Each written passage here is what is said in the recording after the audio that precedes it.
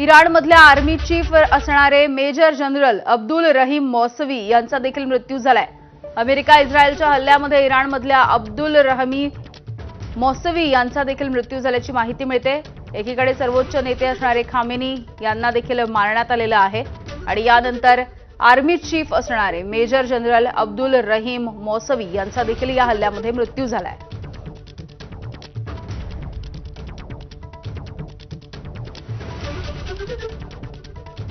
America आणि इस्रायलनं इराणला घेरलेलं आहे। आता चहूबाजूंनी खरं तर मारा व्हायला सुरुवात होताना दिसते। कालपासून आतापर्यंत हे युद्ध भडकलेलंच दिसतं आहे आणि यामध्ये आता आर्मी चीफचा देखील मृत्यू झाला आहे।